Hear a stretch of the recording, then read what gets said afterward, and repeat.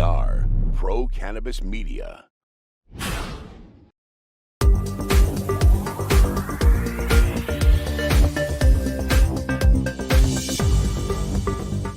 Hi, everyone. Welcome again to another very special edition of In the Weeds with Jimmy Young, our regular podcast interview show that we do here on Pro Cannabis Media, one of the handful of original pieces of content that we produce on a somewhat weekly basis here. Our We Talk News, our live Green Rush Business of Cannabis show on Fridays at 4 p.m. We ask you to like, share, and subscribe to all of the shows that Pro Cannabis Media not only produces, but also distributes on our 24/7 feed on our Roku, Apple channel, and our website, Pro Cannabis Media. Joining us today is going to be a very interesting discussion with a gentleman who has the title of Chief Knowledge Officer for New Frontier Data. His name is John Kagia. I did it right when it counted, right, John? You did, Jimmy. You did. Thank you very much. I love that. Positive reinforcement, so important for me. First of all, what does the Chief Knowledge Officer do at a data company? So it's an interesting role, and we've seen the rise of the CKO over the past decade as a way of harnessing the institutional and intelligence within an organization and translating that into value creation for the market. Basically, it means I lead a research team of exceptionally talented analysts who cast the net really wide and spend all of our waking hours thinking deeply about where the cannabis industry has been, where it is today, and where it's going, and then translating those insights into intelligence, actionable intelligence that stakeholders, whether they're investors, business owners, policymakers, regulators, or companies outside the industry that are looking at this space and trying to figure out either what opportunities might lie in the space or how they might be impacted in it, generating intelligence that they can use to make better informed decisions. Absolutely. And you're in Washington, D.C., correct? I am. Can we spread the intelligence around there a little bit amongst our political leaders? Can we just try and do that? I'm only kidding. I kid because we're doing the best we can. Yeah, that's right. Isn't that the truth in this country, right? So the reason why you and I are talking is I got a copy of this very interesting report called Cannabis Consumers in America, Dynamics Shaping Normalization in 2022. And I briefly read through this. It's a pretty in-depth survey of 20,000 participants over the last 2 or 3 years, right? That's right. Some amazing, interesting findings, although I will say after doing about 400 interviews in the last few years, I've certainly looked at some of the facts that you guys have come up with and said, that was true then, but man, it may not be true now because it changes so fast in this industry. And I mean, as far as usage goes, as far as knowledge, acquiring knowledge about the product goes, there's so much more surveys and research being done. Even surveys that are done within the last 3 or 4 years, I'm looking at it go, I'm not so sure that's true anymore. However, there is one thing that definitely is true, is that all in all, people are accepting it more and more in our world, and the stigma seems to be coming down. Obviously, having data like this and surveys like this help that. Is that the charge of what New Frontier Data tries to do with these kinds of reports? Absolutely. And you make a really important point about how quickly things are changing. Because while we can all agree that anybody who's been even casually observing this space over the past few years will recognize that we're in a very different environment than we were 5-10 years ago. We've certainly come a tremendous way since Colorado first legalized in 2014. But candidly, Jimmy, I think we're all grossly underestimating how fast all of this is moving and the implications it is going to be having for American society, for American social society, over the next 10, 20, 30 years. This is a seismic generational change that is underway. And it's hard to overstate the myriad ways in which this is going to impact the economy, impact the way businesses are run, impact the place of cannabis on Main Street, impact where cannabis sits in the American kind of healthcare ecosystem. We find it critically important to be able to do these studies on an ongoing basis. We literally just finished this study at the beginning of the year, so this is fresh off the presses, because it helps us understand and track how quickly these changes are happening and begin to better predict what the downstream implications are going to be, so we can all plan better, and for those who are invested in this market, capitalize on these opportunities as they emerge. So one of the things I wrote down in my notes as I was going through this report is there is similar usage behavior in the legal market and in the legacy market too. Can you expound on that a little bit? So this is one of the things that's been really fascinating to us. We used to see, for example, if we jump back to 2014 when Colorado first legalized, there's a really significant difference in behaviors between the legal markets and the illicit markets, in part because the types of products that were available in the legal markets were not available in the illicit markets. So one easy example is you tended to see much more interest in the value-added products, the vapes, the edibles, the topicals and tinctures in the legal markets, whereas in the illicit markets back then, it used to be most people just primarily consumed flower, and that was where they focused. And even amongst those who consumed edibles, it'd be homemade brownies and that sort of product. Now these markets are operating in parity. In the illicit markets, the access to these higher quality value-added products has increased so dramatically that there's almost no lag, no difference in behavior in product preferences and rates of use and consumer attitudes between these two types of markets, other than the fact that some of these products are legal and some of them are illicit. Yeah, and flower is king, 57% so far. And I think that goes to where the market that is getting into this or even has used it for years over the last few decades illegally is more comfortable with the flower and the impacts and effects that the flower has on the human, more easy to control rather than the unknown factor and the delayed response that you get when you ingest one of these products. Is that accurate? So there's absolutely a much greater degree of both familiarity and comfort with flower. However, as we've seen the pace of innovation of these value-added products accelerate dramatically, both in terms of the quality of the products, the precision of the dosing. So unlike the brownies that a lot of people used to have 20 years ago, where you take a bite and you don't know whether you're going to be hit like a ham, with an anvil, or whether it's not going to take effect for 2 hours, it was a really unpredictable experience. Now you're finding products where it's almost clockwork specific precision in terms of the type of effect you're going to feel, its replicability, so that you always know if you drink, one 10-ounce can of a beverage, you're going to have consistently replicated experience every time you have that beverage. And so that's really appealing to consumers who are turning to these value-added products for a few reasons. One, they're a lot more discreet than flower. You can't smoke a joint in most places without alerting everybody around you. Right. It's the smell. Go ahead. We all know it's that pungent smell. Okay. Absolutely. Two, the convenience, the portability. It turns out that most people aren't particularly good joint rollers. And then having to carry a pipe or bong around, it's paraphernalia, it's heavy. So the idea of having a gummy or an edible beverage, these are highly portable products, really convenient to transport. And then third is, we can't underestimate the impact that a generation who has grown up hearing that smoking is bad for you in the cigarette context would be more receptive to consuming in other forms, because one, particularly for younger adults, they're not as yet cemented in their behaviors as smokers. It's much older to get older smokers to transition to value-added products than younger consumers who are willing to try anything. And two, the younger consumers have a much stronger kind of recoil to combustion as a primary form of ingestion relative to other types of products. To be clear, smoking is not going away anytime soon. It is going to remain the primary way which people of all ages consume. But what we're seeing that's really interesting is this explosion in demand for these value-added products.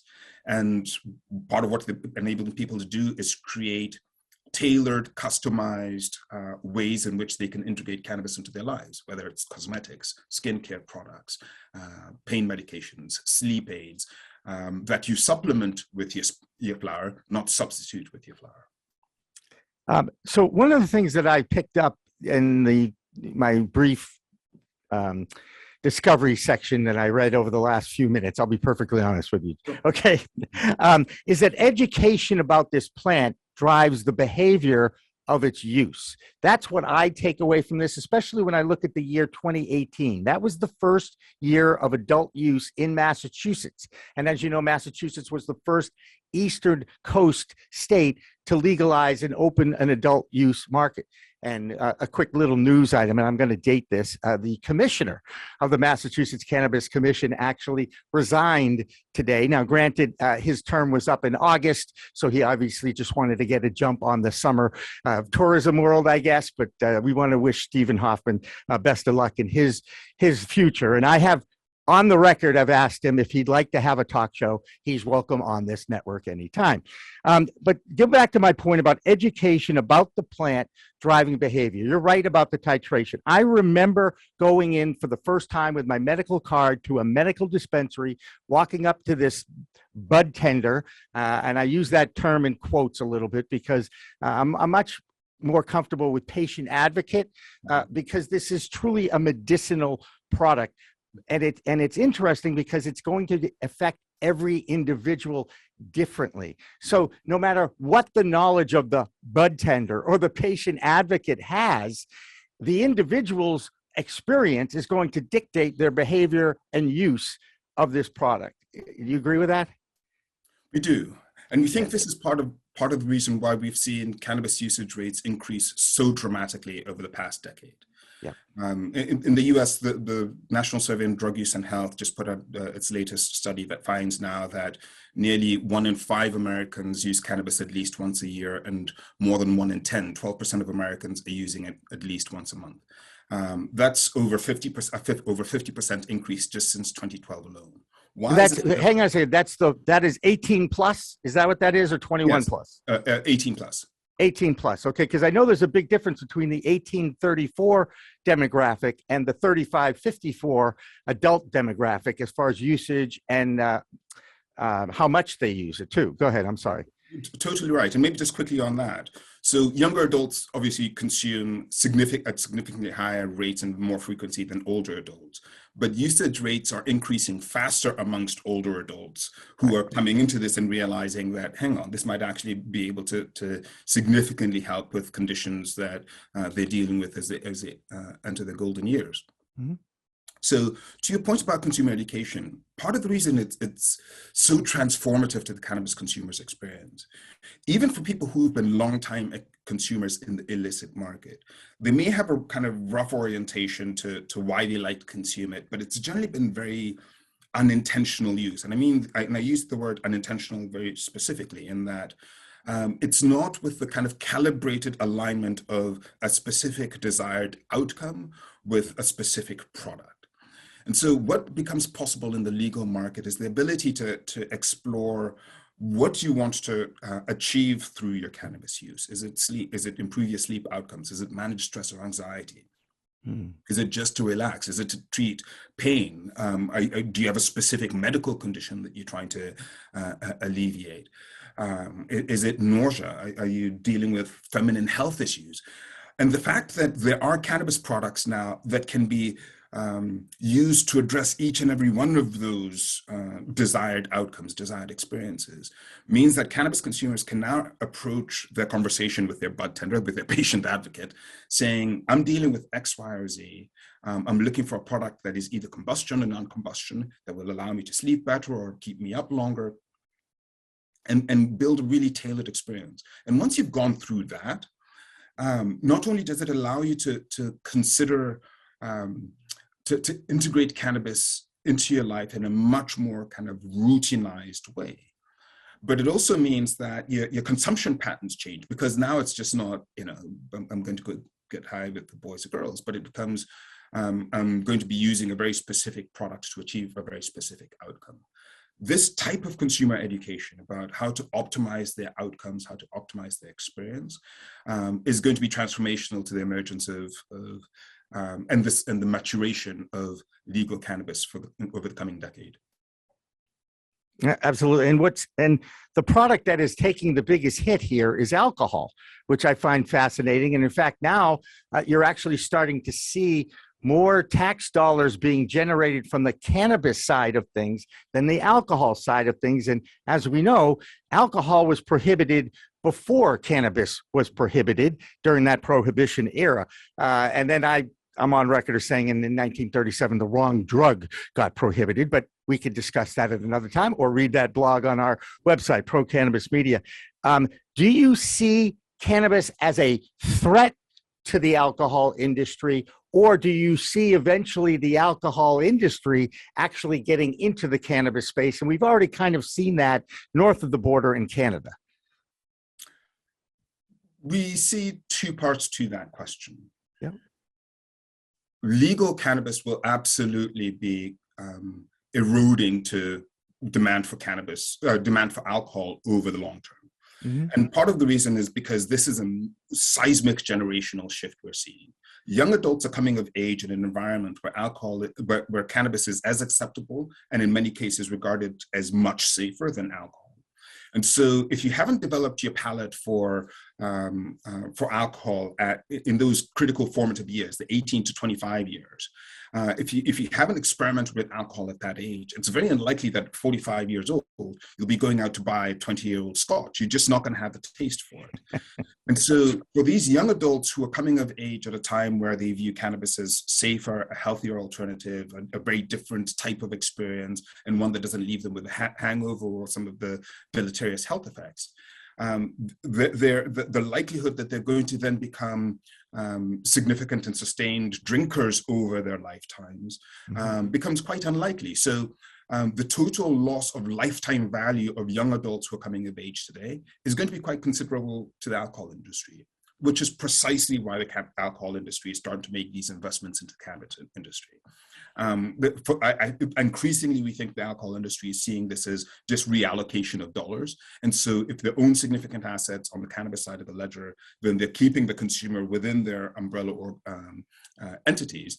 Those dollars that might have once been spent on alcohol, though now are then going to be spent on their cannabis products.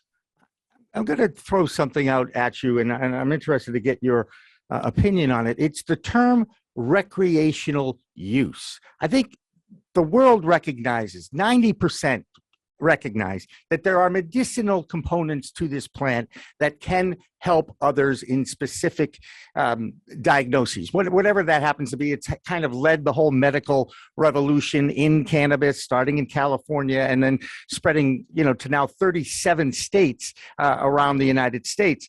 But the term recreational, as opposed to the term adult use, has taken on a little life of its own within the industry. And a lot of people in the industry don't like that term recreational, yet I do see it in your report. Was that ever discussed amongst the people that were putting this all together? Absolutely. And it's something that we've actually been saying is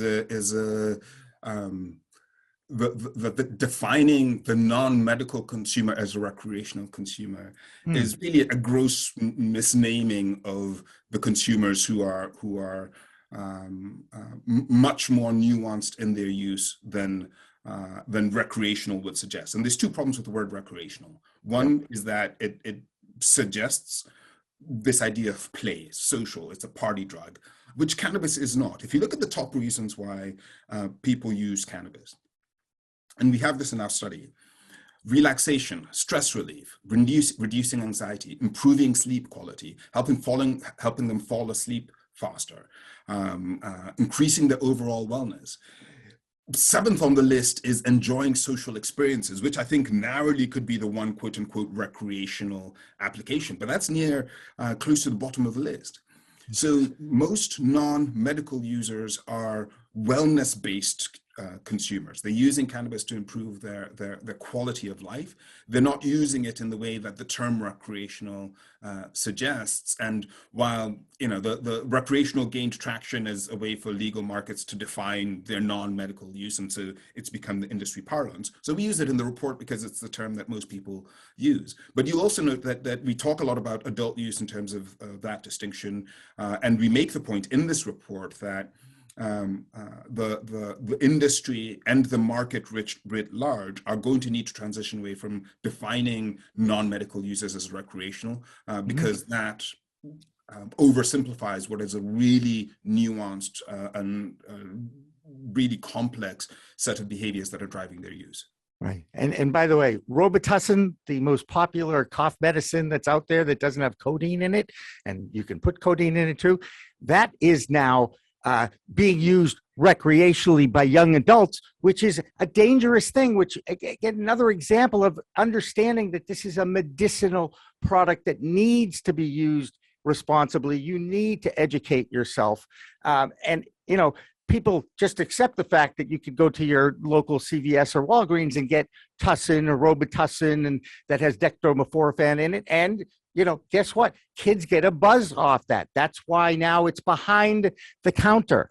Do you ever see the day where we will have the medical dispensary as kind of like a pharmacy where you really do have to go and get a prescription for it? And there are some legislators out there in states right now in the United States who are actually pushing for that. But again, it goes back to education and research, which I think is probably the most important thing that our federal government can do. What's your feeling about the future of the distribution of this product as it evolves into more of a medicinal effect on all? So that's a really important question, because we are about to see a potential sea change in the regulation of cannabis, both in the US and globally. And everybody's wrestling with this question of how do you minimize potential public health, social risk, but also not impinge on the rights of rational adults to make their own decisions on what they choose to ingest, particularly given that cannabis has demonstrably relatively limited harm, or does relatively limited harm compared to alcohol or tobacco. Part of the reason why it's clear that the turning this into a high barrier to entry prescription-based market is not going to work is because of how large the existing market already is. In most places in America, it is very, very easy to gain access to cannabis, and increasingly very easy to gain access to very high quality cannabis. As we spoke at the beginning of the show, this is why the illicit market is now behaving almost exactly the same way that the adult use markets are. And so all you do by making it more challenging for consumers in legal regulated markets to gain access is you send them back into the illicit market, a place that most consumers don't want to go, but they'll do it because that's where they were purchasing from before cannabis became legal. They know that environment well, and the products are readily available. America has been, in fact, the world has been entirely unsuccessful in shutting down the illegal trade of cannabis or in preventing consumers from wanting it. And so we think it would be a mistake to assume that a hyper-regulated legal environment will make this issue go away or mitigate risk. I think a greater prioritization around consumer education, around ensuring product quality and standards, around ensuring that particularly access by young adults is acutely limited, but especially that young adults are educated about the harms of starting cannabis use early. I think focus on that will do far more for mitigating the public health risks than by creating such high barriers to entry that you send a great deal of consumers back into the illicit market and then lose any ability to regulate or provide guidance to those consumers because you've pushed them out of the public space. Right. And by the way, the legacy market or illicit market, if you will, loves the legal market because they've been flourishing in many states that still have legal laws about cannabis. So that's never going to go away. But as someone who has a medical card, I want to be able to go to a dispensary, a store that has already had their product graded by the various labs, the scientific labs. So I know exactly what's in it, what the makeup is, what is the cannabinoid profile, what is the terpene profile. So I know the impact or effect that this particular cultivar will have on me. And again, it's only because I was motivated as a consumer to learn more about the product. That's the one thing. When I walked into that first bud tender experience and I explained to them that I've never had any impact when I've eaten a thing of brownies that supposedly in the 70s were pot brownies or hash cookies or whatever, it never impacted me. Oh, you're probably immune to it. So take this 100 milligram chocolate bar and break off a third of it, 33, 35 milligrams, first time out with an edible. Needless to say, we all learn the hard way in life, don't we? I mean, everybody has an edible story. That was mine. I woke up at 4 a.m. with the whirlies in the room, and I lost a day, basically, because I was so out of it. And very uncomfortable experience. And it's scary for the industry because a lot of people will try it for the first time, have a bad experience, and then never want to go back to it again. Are we doing a good job as a society in educating the public? And I'm talking about the non-using public, the Canna Curious group, if you will, that is interested enough to try it, but doesn't know how to. Are we educating those consumers, or are we putting too much pressure on the gentleman or gentlewoman behind the counter that's been called a bud tender as our advisor?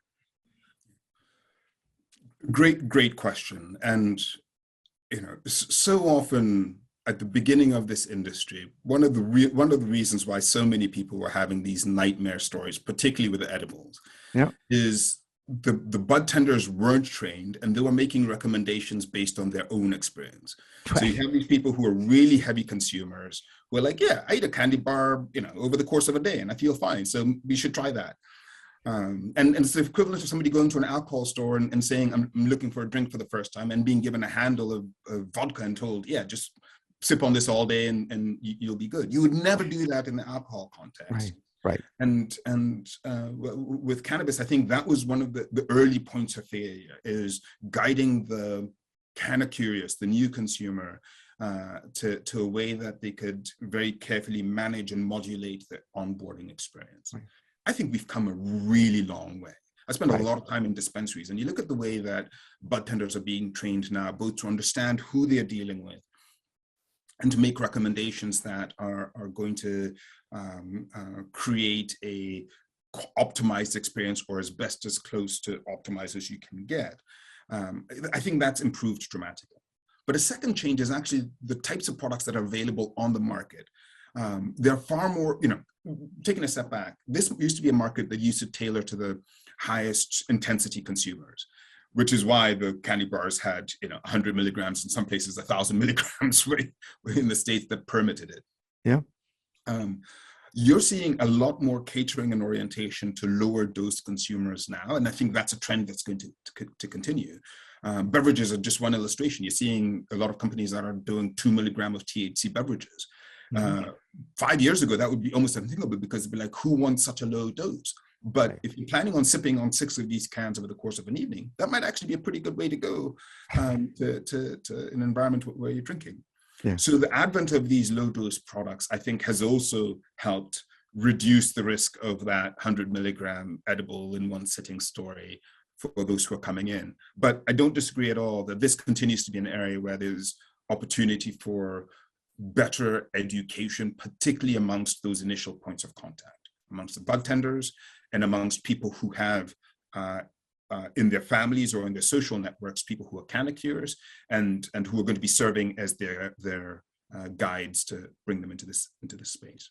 Yeah, it's start low and go slow. That was the mantra that the green nurses were espousing here in Massachusetts at the very beginning of the medical program in 2013 here in the Bay State. But it has now taken on a life of its own as adult use opportunities have opened up in, New Jersey just opened up their market a few weeks ago, maybe even a week ago. I don't know what day it is, but it was very quickly. It was about a week ago or so ago.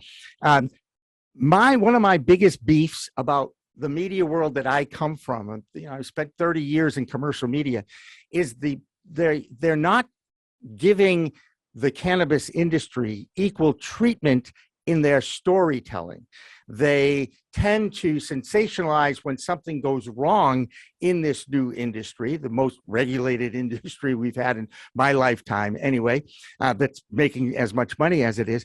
No public service announcements allowed. A couple of opportunities to do this on a Super Bowl. They've denied a couple of them that have been out there.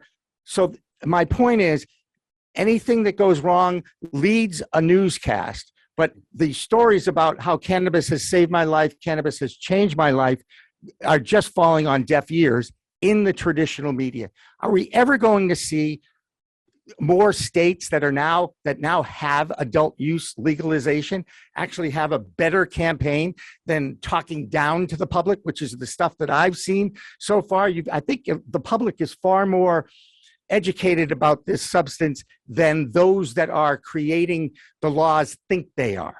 So again, back to my question, are we ever going to see a more friendly approach to cannabis by our traditional media? That's a really interesting observation, and candidly, I think it's going to take a while. Yep. The stigma against cannabis in our society's major institutions remains very, very deeply rooted. Yep. And so we think a couple of things are happening in tandem. One, America, broadly speaking, is not waiting for any guidance, whether it's from the federal government or from the media overlords on this issue. This has become a kitchen table issue. And part of the reason why you're seeing social attitudes change so quickly, part of the reason you're seeing adoption increase so quickly, is people are talking to their friends and family. You know, it helped grandmama with her arthritis. How can you be opposed to it if it's helped somebody you dearly love improve their quality of life and improve their health outcomes?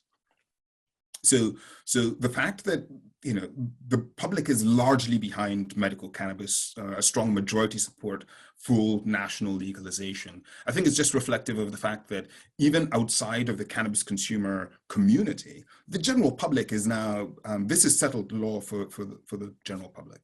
So that's the first point. In terms of the major institutions, it will take, in our estimation, a few more leading institutions or leading institution executives to make some tough calls or to make some judgment calls about how to reframe the conversation around cannabis. So we saw it in milestone shows like Weeds on CNN, which, you know, became a global story, and that really changed the conversation far outside the US, because people in Africa were sending me links to it saying, I can't believe this is actually happening. It's being covered by a mainstream channel. Right. You see it in some of the types of depictions of cannabis in mainstream television shows, where it stops being the kind of stereotypical stoner kid that's the villain of the story, that's the cannabis consumer, and now it's, you know, the hardworking mother who's raising two good boys that is smoking a joint instead of having a glass of wine at the end of the day, or having an edible instead of at the end of the day. These seedings of a reframing of the conversation, I think, will gain momentum. And then ultimately, it will also get to the point where you do start to see far more, not necessarily even skew positive coverage, but coverage that reflects our reality. You know, there's still so much condemnation of the cannabis consumer in the mainstream media, that of there being an element, a criminal element to them. I think that's quickly going to start to go away, partly as law enforcement drifts away from this idea that, you know, just because you have cannabis on you, that you're a criminal, as prohibition enforcement falls out of favor in most parts of the country. These are changes that are slowly going to trickle up, and ultimately, I think you're going to start seeing a much more favorable characterization by all media friends.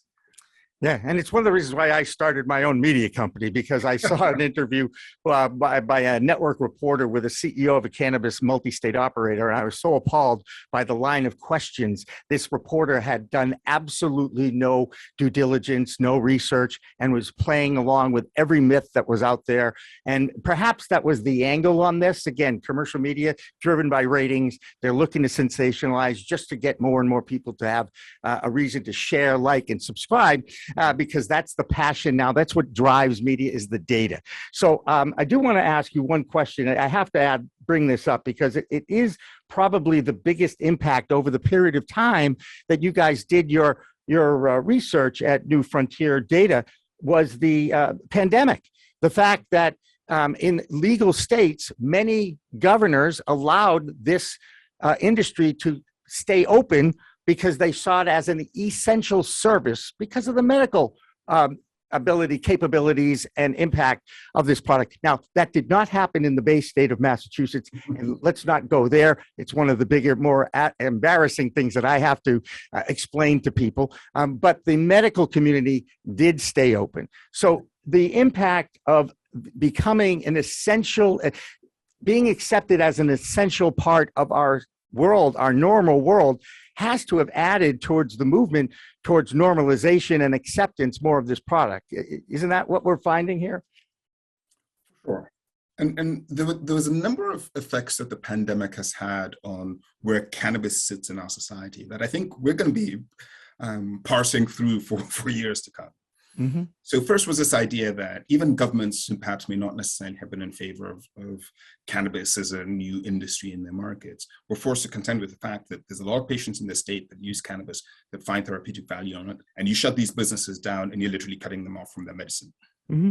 So the idea that cannabis is one of the few sectors that was in most parts of the country deemed essential was game-changing for people who might not have been paying close attention to the importance of this space, particularly amongst the consumers who are using it therapeutically. Second is during the pandemic, when the world shut down and people got cut off from their social lives, it actually gave consumers a lot more opportunities to consume cannabis in ways that you probably wouldn't if you're out commuting to work or having soccer practice with the kids over the weekend. Now that with people locked down at home, they had more time to both experiment with and consume cannabis in ways that the rigor of daily life pre-pandemic didn't allow. So we saw a nearly 30% increase in cannabis consumer spending between February of 2020 and March of 2020, and that has been sustained since then. Yeah. And I think we just set a record in this country for most weed sold around the 420 holiday too. And I'm going to tell you right now, I'm not really good at predicting even sports that I think I know a lot about, but I guarantee that number is going to keep going up as the years go on because it's going to become more and more accepted, right? Sure. No question about it. And the part of the reason why this pandemic, I think, has been so important to the rate of growth that we're seeing is the longer it has extended, the more embedded these disruptions have become in the way we live, then the more entrenched these new consumption habits have become. So even as we start to return to normal social society, candidly, I think you're going to start seeing a lot more people who are going to be bringing cannabis products to the summer barbecues than you were seeing pre-pandemic. It's going to become they're going to be bringing these learned behaviors during the pandemic back into social society with them. So we're certainly expecting to see a lot more cannabis beverages and edibles at summer barbecues in 2022 than we've ever seen before. Absolutely. John Kagia, the Chief Knowledge Officer of New Frontier Data. How do people get a hold of this report, or is it industry only? Oh, not at all. Not at all. It's actually available for free. Go to newfrontierdata.com where you can gain access to our latest report on the cannabis consumer, as well as free access to every other report that we've produced around the industry, the US markets, the global markets, and the key trends and market sectors that are laying the foundation for the emergence of a global cannabis economy. And can we get it to be required reading for the US Senate? Is there any way to do that? We're working very actively to get it in the hands of as many lawmakers as we can. Because I really believe that once you start reading this, it you cover a lot of different elements of this. And I think we only scratched maybe half of them at the most. But I just found it fascinating. And I really do believe that education is going to dictate the future of this plant. And the more research we get done on it, the better and more effective uses we'll find. They discover different cannabinoids in this plant almost every few months or so. And we are still learning what the THC, CBD, CBG, CBH, Y, Z, whatever. Everything has a different effect. So there's still plenty to be learned out there, isn't there? No question about it. And we think this is why this is such a critical moment in the evolution of this industry. One, couldn't agree more that unfortunately our lawmakers have been largely basing their policy making on anecdote, stigma, and counsel of people who were strongly opposed to this. Because a decade ago, no lawmaker in the right mind would come out as a strong advocate for this because tough on crime was the way forward. But that's changing, and that's changing dramatically. And as we start to see greater education amongst policymakers, so start to see better and public serving policies, as we start to see greater allocation toward research. If I spoke to a Harvard physician who said, if we went to the Amazon and discovered cannabis today, it would be global blockbuster news. Man or woman has discovered a miracle wonder plant. But because of a century of prohibition, we really have not come close to capitalizing the full potential of this plant. All of these things are going to be happening over the next few years, which make this a particularly exciting time for this industry. Fantastic. Well, that's a great way to end it, John. I really enjoyed talking with you, and I could probably keep talking with you for hours on end, but we both have busy days. I want to give you an opportunity to get back to actually selling this to the people who need to read it, okay? So, John, I so appreciate you taking the time. Remember, everybody, it's a whole new world of weed out there. Use it responsibly. Thanks for watching. Thanks for listening to In the Weeds with Jimmy Young.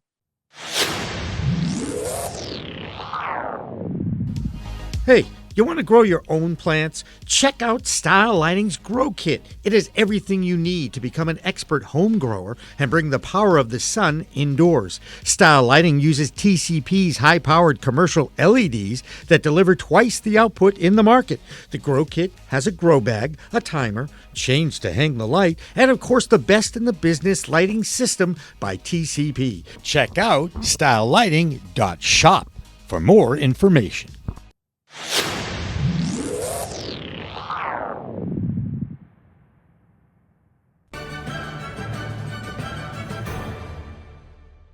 Weed Talk and In the Weeds are two productions of Pro Cannabis Media supported by Revolutionary Clinics, one of the top medical cannabis dispensaries in the Massachusetts area, now with 3 locations in Greater Boston, 2 in Cambridge and 1 on Broadway in Somerville. Rev Clinics has a patient-first mission.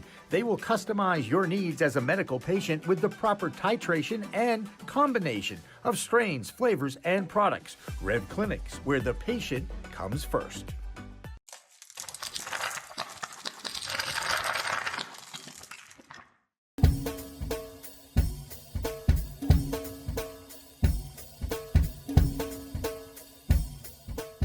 Difference is building a solution for that individual.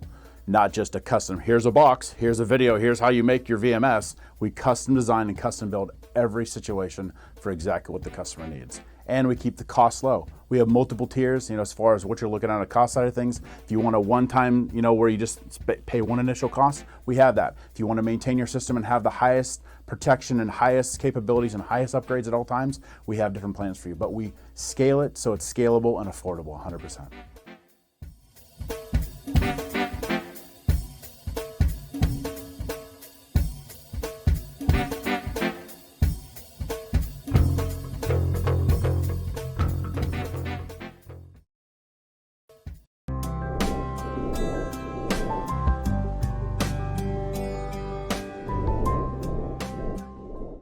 Pro Cannabis Media programming is available live and on demand on our Facebook page at Pro Canna Media, on Instagram at Pro Cannabis Media, on LinkedIn also at Pro Cannabis Media, on YouTube and YouTube Live on Pro Cannabis Media, Twitter at Pro Canna Media, and on twitch.tv/Pro Cannabis Media. So like, share, and subscribe to all of our content, newsletters, and shows live or on demand. We are Pro Cannabis Media.